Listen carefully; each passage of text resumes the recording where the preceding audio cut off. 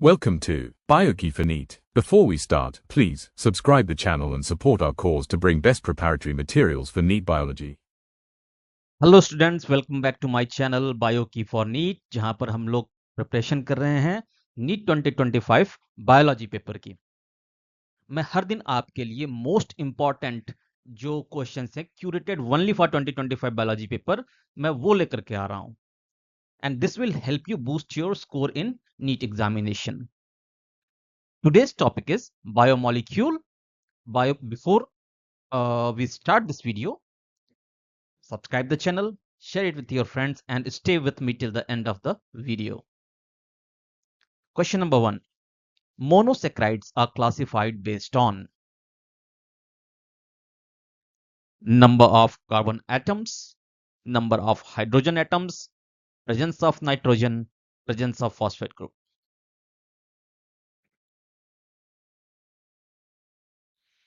Monosaccharides को किस basis पे क्लासिफाई किया जाता है? सो answer is number of carbon atoms. देखिए, मोनोसैक्राइड्स में कितने कार्बन हैं, ठीक है, ये इस कार्बन एटम का नंबर कितना है, क्वांटिटी कितना है, इस बेस पे हम लोग उसको क्लासिफाई करते हैं। लाइक अगर 3 कार्बन है, अगर 3 कार्बन है तो इसको ट्राइओजेस कहेंगे हम लोग, ठीक है। 4 कार्बन है तो टेट्रोजेस कहते हैं, 5 कार्बन है तो पेंटोजेस, और 6 कार्बन है तो hexoses. That's how it goes on. Okay, their structure affects their chemical behavior. That's why the classification is dependent on carbon atom count. Next, the bond formed between two monosaccharides is called, दो monosaccharides के बीच में बनने वाले bond को क्या कहते हैं? Peptide bond, glycosidic bond, hydrogen bond या phosphodiester bond? So two monosaccharides when two monosaccharides add, they will form a condensation reaction, and this bond is known as glycosidic bond. All right, so answer is B, glycosidic bond. ठीक है, this bond will link sugars in the disaccharides and polysaccharides. चाहे disaccharide बने चाहे polysaccharides बने, उसमें sugars एक दूसरे से जो ऐड होते हैं वो ग्लाइकोसिडिक बॉन्ड के द्वारा ही ऐड होते हैं। So we can say that glycosidic bonds are the one that connects sugar molecules. Which of the following is a disaccharide? इनमें से डाइसैक्राइड कौन सा है? राइबोज, ग्लूकोज, माल्टोज या सेल्यूलोज? Answer is maltose. देखिए, माल्टोज जो होता है ये 2 ग्लूकोज यूनिट का बना होता है, 2 ग्लूकोज यूनिट का बना होता है, और ये एक दूसरे से ऐड होता है अल्फा 1,4 ग्लाइकोसिडिक लिंकेज द्वारा। 2 glucose subunits linked together by alpha 1,4 glycosidic linkage. It is maltose. Next, starch is made up of amylose only, amylopectin only, both amylose and amylopectin, glucose and ribose. So answer is both amylose and amylopectin, है ना। जो हमारा starch होता है इसके 2 components हैं, amylose और माइलोपेक्टिन। जो अमाइलोज होता है ये अनब्रांच्ड होता है, और जो अमाइलोपेक्टिन होता है ये ब्रांच्ड होता है। ऑलराइट, और अमाइलोज और अमाइलोपेक्टिन ये दोनों क्या हैं? दोनों हैं पॉलीमर होते हैं, या these are polymers of alpha glucose units. Both amylose and amylopectins are polymer of alpha glucose units. So the starch contains both amylose and amylopectin, in which amylose is unbranched and amylopectin is branched. Next, the structural polysaccharide found in plants is starch, glycogen, cellulose, chitin.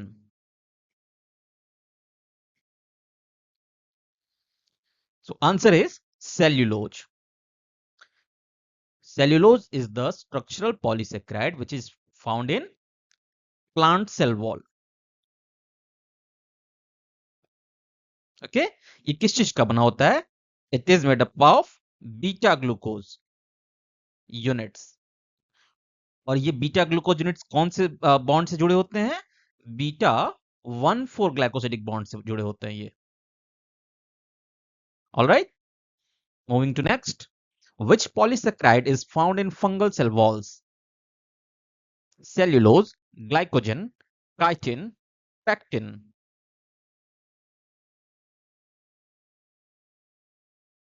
So answer is chitin. है ना? ये जो chitin होता है, this is also a polysaccharide, लेकिन इसमें क्या होता है? एन एसिटाइल ग्लूकोसामाइन होता है. एन एसिटाइल ग्लूकोसामाइन यूनिट्स होती हैं इसमें. ठीक है, यही बनाता है फंगल सेल वॉल को, और इसके साथ साथ जो आर्थ्रोपॉड्स का एक्सोस्केलेटन होता है वो भी काइटिन का बना होता है. तो काइटिन का मेन रोल होता है कि वो स्ट्रक्चरल सपोर्ट प्रोवाइड करे both in fungus and arthropods. ठीक है, next. The basic building block of protein cells. Protein का बेसिक बिल्डिंग ब्लॉक क्या होता है? Monosaccharide, fatty acid, amino acids, nucleotide.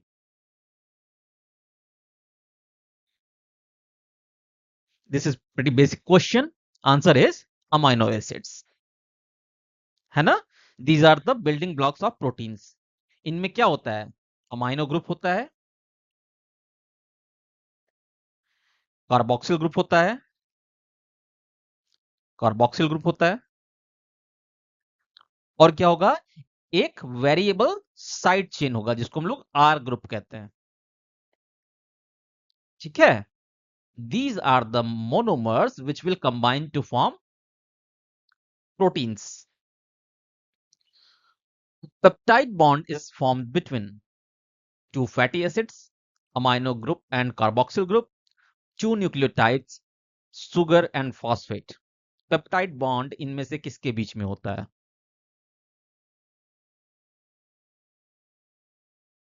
जिस समय प्रोटीन सिंथेसिस होती है उस समय जो होता है ये पेप्टाइड बॉन्ड एक अमाइनो एसिड के amino group of one amino acid और carboxyl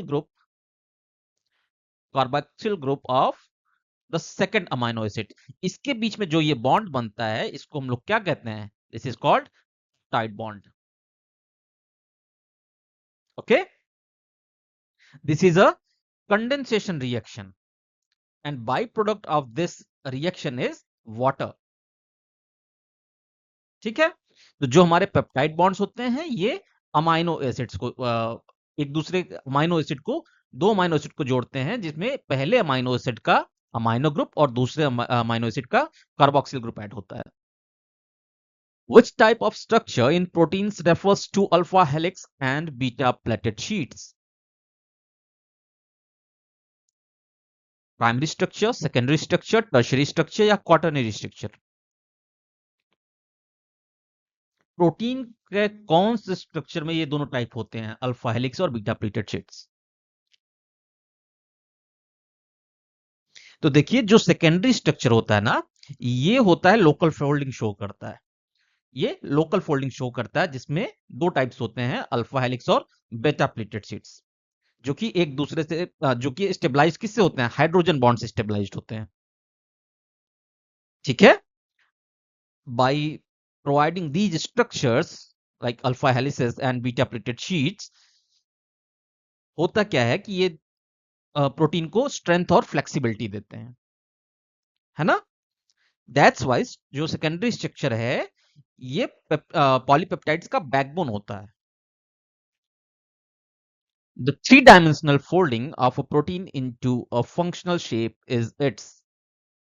The three-dimensional folding of a protein into a functional shape is its primary structure, secondary structure, tertiary structure, or quaternary structure.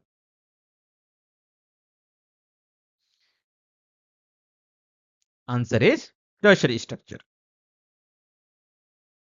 Okay, जो 3D folding होती है, 3 dimensional folding होती है, ये tertiary structure में होती है। एक सिंगल पॉलीपेप्टाइड का 3 डायमेंशनल फोल्डिंग होता है इसमें। और ये स्टेबलाइज किससे होता है? वेरियस हाइड्रोजन बॉन्ड्स, आयनिक बॉन्ड्स और डाइसल्फाइड ब्रिजेस जो होती हैं, ये इसको स्टेबलाइज करती हैं टर्शरी स्ट्रक्चर को। कौन कौन करती हैं? हाइड्रोजन बॉन्ड्स, आयनिक बॉन्ड्स और जो हमारी डाइसल्फाइड ब्रिजेस हैं, ये स्टेबलाइज करती हैं टर्शरी स्ट्रक्चर को। ठीक है, इन्हीं से प्रोटीन का जो फंक्शनल फॉर्म होता है वो डिटरमाइन होता है। तो अगर आपसे पूछा जाए कि स्ट्रक्चरल शेप कौन डिटरमाइन करेगा, तो वो सेकेंडरी स्ट्रक्चर होता है, लेकिन फंक्शनल शेप जो होता है वो डिटरमाइन करता है प्रोटीन का tertiary structure. Next, an example of a fibrous protein is haemoglobin, myoglobin, collagen, albumin. इनमें से फाइब्रस प्रोटीन कौन सा है? Answer is collagen. ये कोलेजन जो होता है ये फाइब्रस प्रोटीन होता है, और ये कहां मिलता है? जो कनेक्टिव टिश्यूज होते हैं, लाइक फॉर एग्जांपल कहां पे? टेंडन्स हो गए, और क्या हो सकता है? लिगामेंट हो गया, एंड मोर इंपॉर्टेंटली स्किन। है ना? यहां पे कोलेजन हमारे अवेलेबल होते हैं। ये क्या करता है कि टेंसाइल स्ट्रेंथ और स्ट्रक्चरल सपोर्ट प्रोवाइड करता है। It is a primary example of fibrous protein. Next, DNA and RNA are polymers of. DNA और आरएनए किसके पॉलीमर हैं? Amino acids, fatty acids, nucleotides, monosaccharides.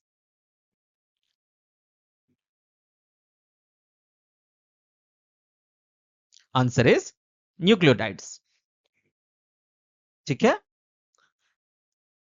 इनका जो मोनोमर होता है, रिपीटिंग मोनोमर होता है, वो न्यूक्लियोटाइड होते हैं। और हर न्यूक्लियोटाइड में आपको क्या मिलेगा?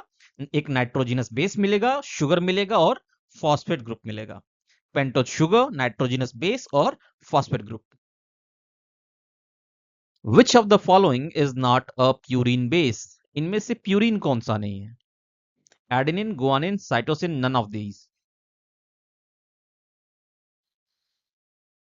तो हमारे प्यूरिन्स और पिरामिडिन्स कौन से होते हैं? जो एडेनिन और गुआनिन है, ए और जी, ये प्यूरिन होता है। Rest of them is pyrimidine. So answer is purine.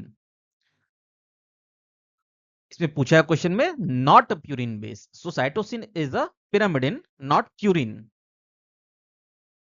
The bond connecting nucleotides in DNA is glycosidic bond, hydrogen bond, peptide bond या phosphodiester bond.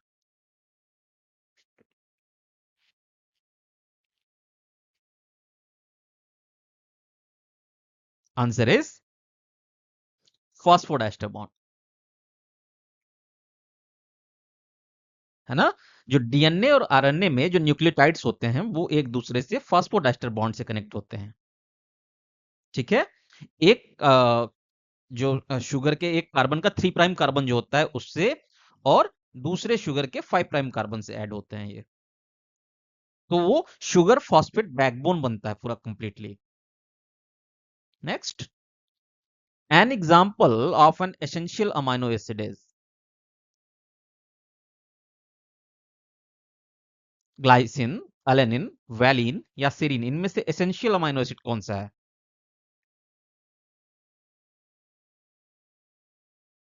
तो एसेंशियल अमाइनो एसिड्स वो होते हैं जो कि आपको एसेंशियली प्रोवाइड कराया जाए via diet. Alright, so answer is valine. It must be supplied through diet. है ना? Which vitamin is necessary for the coagulation of blood? Blood coagulation के लिए कौन सा विटामिन इनमें से नेसेसरी है?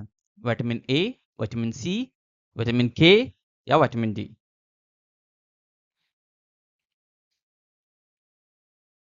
So vitamin K is very essential for synthesizing clotting factors. It is very essential for synthesizing clotting factors. अगर इसकी deficiency हो जाती है तो क्लॉटिंग फैक्टर्स नहीं बनते और एक्सेसिव ब्लीडिंग होती है. Okay, next. Which of the following is a water soluble vitamin? Vitamin D, vitamin के, विटामिन ए, विटामिन सी. इनमें से वाटर soluble विटामिन कौन सा है? So vitamin C, which is also known as ascorbic acid, is a water soluble and it is also an antioxidant. It is also an antioxidant. और vitamin C किसके लिए important होता है? Collagen के synthesis के लिए. कोलेजन के synthesis के लिए इंपॉर्टेंट होता है. It has also roles in immune functions. So what you have to know right now is vitamin C is a water soluble vitamin. Next, the enzyme that breaks down starch into maltoses.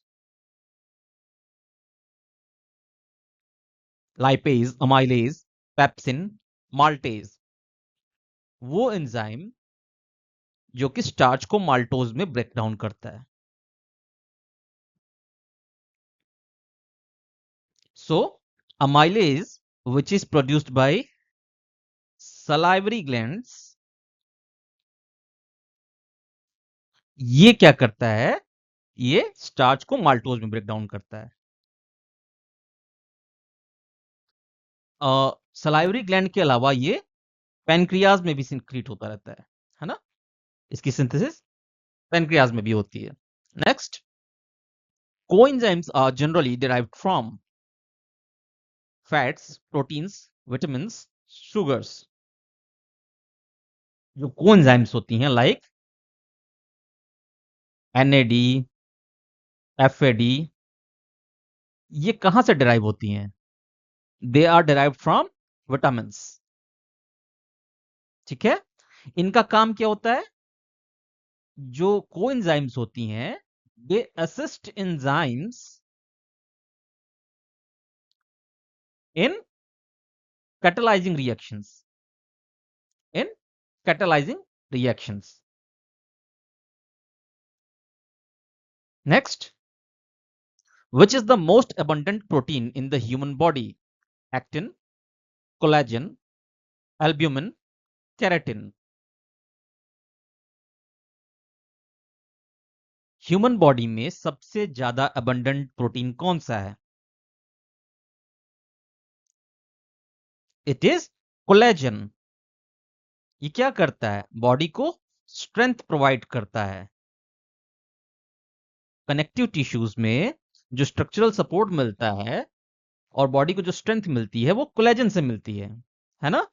It supports skin, bones, tendons, ligaments, all of these. So body का primary structural protein होते हुए collagen जो होता है ये सबसे abundant protein है human body का. विच of the following is a reducing sugar? इनमें से रिड्यूसिंग शुगर कौन सा है? सुक्रोज, माल्टोज, सेल्यूलोज या स्टार्च? रिड्यूसिंग शुगर कौन सा होगा? जिसमें फ्री एल्डिहाइड ग्रुप होगा, है ना? और उसकी वजह से क्या करेगा? जो बेनेडिक्ट सोल्यूशन होता है या जो फेलिंग सोल्यूशन होता है उसको रिड्यूस करता है. सो answer is maltose. Okay, reducing sugar जो होते हैं ये रिडॉक्स रिएक्शन में पार्टिसिपेट करते हैं. Next, which biomolecules does not form through polymers? इनमें से कौन से बायोमोलिक्यूल्स ट्रू पॉलीमर्स नहीं फॉर्म करते हैं? Proteins, carbohydrates, nucleic acid, lipids.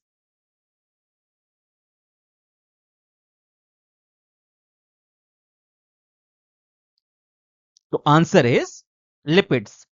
Lipid देखिए ना, ये चेन नहीं फॉर्म करते हैं, लाइक पॉलीमर्स का चेन नहीं फॉर्म करते हैं. What they do is they assemble. हाँ, असेंबल होंगे डिफरेंट बिल्डिंग ब्लॉक से. ठीक है, इसलिए इसको हम लोग क्या कहते हैं, non polymeric biomolecule. They do not form chains of polymers. Which enzyme catalyzes the breakdown of hydrogen peroxide? Hydrogen peroxide को ब्रेक डाउन करने के लिए कौन सा एंजाइम यूज होता है? H2O2 जो होता है, H2O और ऑक्सीजन मॉलिक्यूल में ब्रेक होता है by using which enzyme? It is catalysis. It is found in जो हमारा पेरोक्सिसोम्स होता है. पेरोक्सिसोम्स में ये कैटालिसिस एंजाइम होते हैं जो H2O2 को ब्रेक डाउन करते हैं H2O और O2 में, है ना? हाइड्रोजन ऑक्साइड, हाइड्रोजन पेरोक्साइड जो होता है, it is a toxic chemical. So to neutralize it, catalysis break down it into water and oxygen molecules. Ribose sugar is present in DNA, RNA, both DNA and RNA, neither DNA or nor RNA. जो हमारा ribose sugar होता है, ये इनमें से कहां मिलता है? Very easy question. It is found in RNA, है ना? जो एक्स्ट्रा OH ग्रुप होता है राइबोस में, ये RNA को ज्यादा रिएक्टिव बनाता है. Next, which one of the following is a macromolecule? इनमें से मैक्रोमोलिक्यूल कौन सा है? Amino acid, fatty acid, nucleotide, DNA.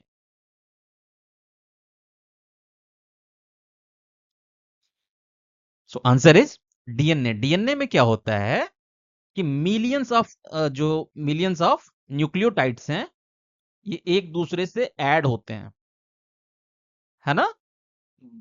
तो ये बहुत बड़ा एक मॉलिक्यूल बन जाता है. और डीएनए में हमारा क्या स्टोर होता है? जेनेटिक इंफॉर्मेशन स्टोर होता है. That's why DNA qualifies as a macromolecule. Which of the following biomolecules is insoluble in water? Protein, carbohydrate, lipid, nucleic acid. इनमें से कौन सा बायोमोलिक्यूल है जो कि वाटर में इनसॉल्युबल है? हमारा जो लिपिड होता है, इसमें हाइड्रोफोबिक बायोमोलिक्यूल्स होते हैं. सॉरी, हाइड्रोफोबिक मॉलिक्यूल्स होते हैं. इससे क्या होता है? They will become insoluble in water, but they will be soluble in organic solvents like fats, oils, steroids.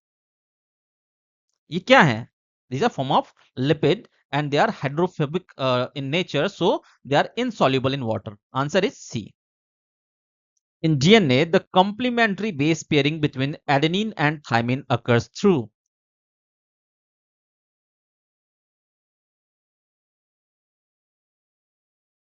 in DNA, the complementary base pairing between adenine and thymine occurs through one hydrogen bond, two hydrogen bonds, three hydrogen bonds या covalent bonds.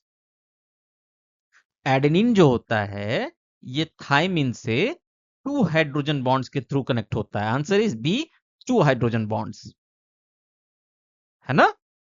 DNA double helix में AT के बीच में double hydrogen bond create करता है, जिससे कि stability बनती है. Next, which among the following is a non reducing sugar? इनमें से नॉन रिड्यूसिंग शुगर कौन सा है? ग्लूकोज, माल्टोज, लैक्टोज या sucrose?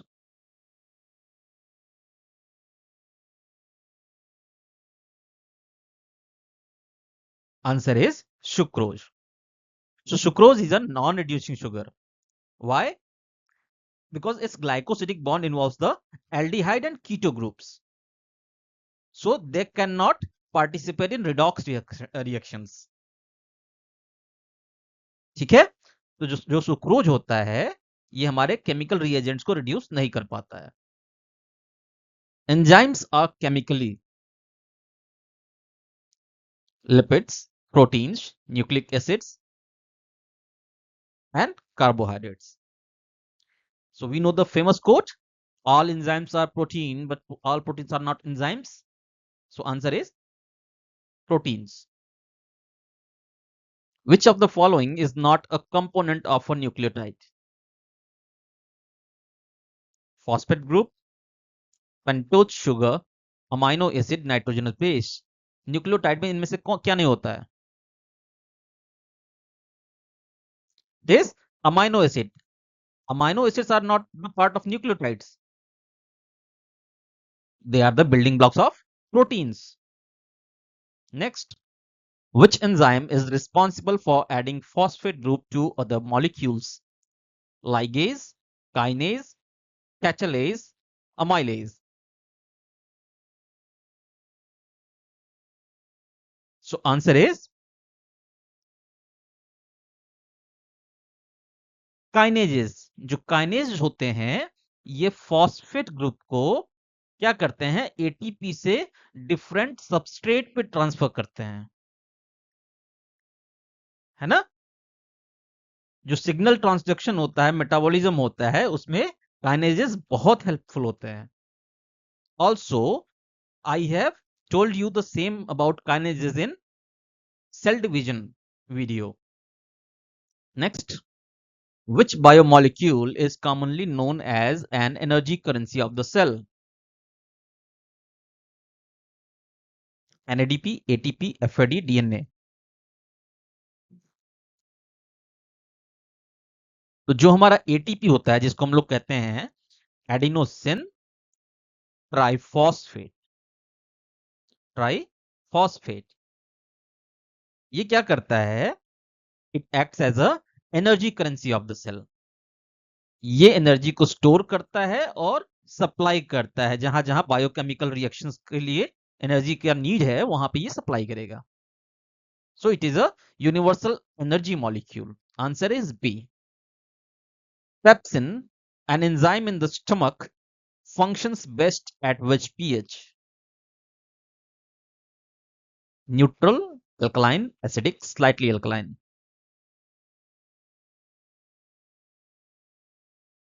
So answer is acidic. है ना? ये स्टमक में 1.5 to 2 का जो pH रहता है तो ये बेस्ट काम करता है. फिर ये क्या करेगा? पेप्सिन क्या करेगा? पेप्सिनोजेन को एक्टिवेट करता है ना? पेप्सिन जो होता है, सॉरी, जो पेप्सिनोजेन होता है, पेप्सिनोजेन ये इस पीएच पे पेप्सिन को एक्टिवेट कर देगा. ठीक है? Which vitamin deficiency causes scurvy? Vitamin C deficiency क्या होता है? स्कर्वी कॉज करता है. स्कर्वी में क्या होगा? Bleeding gums, delayed, wound healing और अनीमिया भी शो होता है कभी कभी. So it is scurvy is caused by deficiency of vitamin C. तो कोलेजन सिंथेसिस के लिए विटामिन सी का बहुत रोल होता है. Alright. Which macromolecule contains both phosphodiester and glycosidic bonds?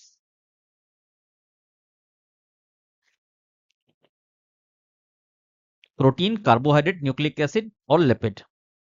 इनमें से किसके पास दोनों होते हैं? फॉस्फोडाइस्टर और glycosidic bonds. Answer is nucleic acid. तो देखिए जो डीएनए और आरएनए होता है ना, इसमें दोनों होता है, फॉस्फोडाइस्टर बॉन्ड और ग्लाइकोसिडिक बॉन्ड. जो फॉस्फोडाइस्टर बॉन्ड होता है वो क्या होता है? शुगर और फॉस्फेट के बीच में होता है. और जो ग्लाइकोसिडिक बॉन्ड होता है वो शुगर और नाइट्रोजनस बेस के साथ होता है. सो answer is nucleic acid. Which bond is formed between fatty acids and glycerol in lipids? Ester bond, glycosidic bond, peptide bond या फॉस्फोडाइस्टर बॉन्ड?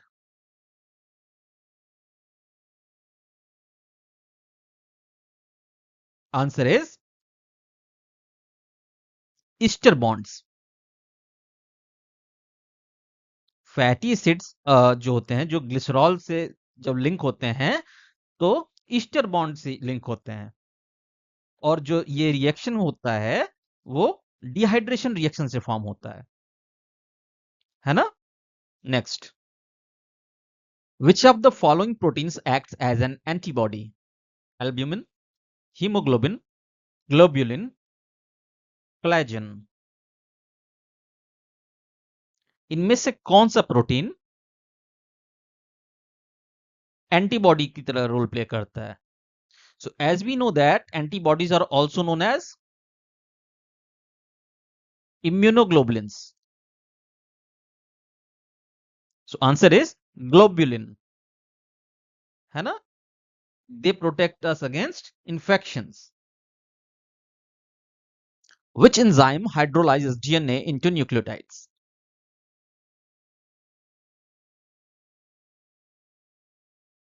Amylase, deoxyribonuclease जिसको DNase कहते हैं, पेप्सिन या ligase?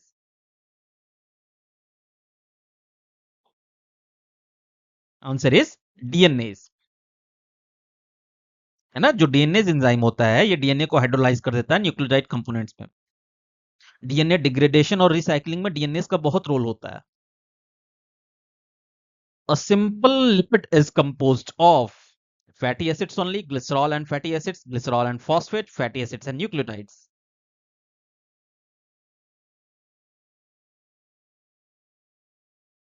A simple lipid is made up of glycerol and fatty acids. Simple lipids जैसे कि triglyceride हो गए, है ना? ये किसके बने होते हैं? ग्लिसरॉल और फैटी एसिड्स के बने होते हैं। Which one is correct? Which one is the correct order of bond strength? Strongest to weakest. Strongest से वीकेस्ट में हमको अरेंज करना है तो सबसे ज्यादा कौन रहेगा? सबसे स्ट्रॉन्ग कौन से बॉन्ड होता है इसमें से? It is covalent bond. So answer is this covalent, then hydrogen and then van der Waals, है ना? ये बायोमोलिक्यूल में जो बॉन्ड स्ट्रेंथ है इसको रिफ्लेक्ट कर रहा है. ये स्ट्रॉन्गेस्ट है और ये वीकेस्ट है. अ nucleotide is made up of base plus sugar, sugar plus phosphate, base plus sugar plus phosphate, base plus phosphate. थोड़ी देर पहले अभी मैंने बताया था कि न्यूक्लियोटाइड जो होता है इसमें क्या होता है? नाइट्रोजनस बेस रहेगा, AgCTU में से कोई सा भी, या अलग अलग होते हैं.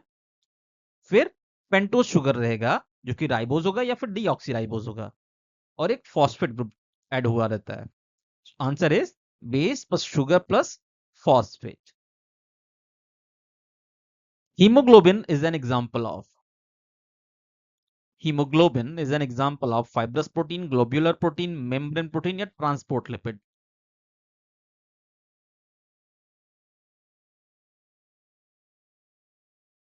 So it is an example of globular proteins, है ना? Hemoglobin is compact, spherical in shape. Next, non-protein part tightly bound to an enzyme is called. Non-protein part tightly bound to an enzyme is called substrate, apoenzyme, prosthetic group, cofactor.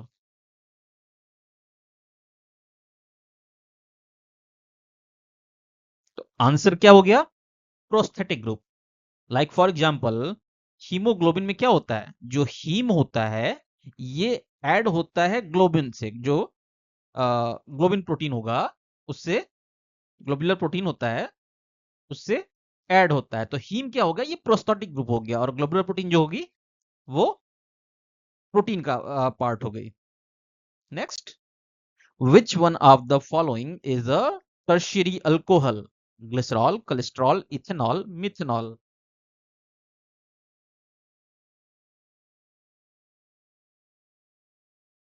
इनमें से tertiary alcohol कौन सा है? Answer is cholesterol. ठीक है, cholesterol जो होता है कि ये कॉम्प्लेक्स लिपिड होता है जिसके पास एक टर्शरी अल्कोहल ग्रुप लगा रहता है ना? कोलेस्ट्रॉल का काम क्या है? मेम्ब्रेन स्ट्रक्चर को रिजर्व करना, और it is also a precursor for steroid hormones. Which molecule is considered the first genetic material? इसमें से पहला जेनेटिक मटेरियल कौन सा था? डीएनए, आरएनए, प्रोटीन या लिपिड?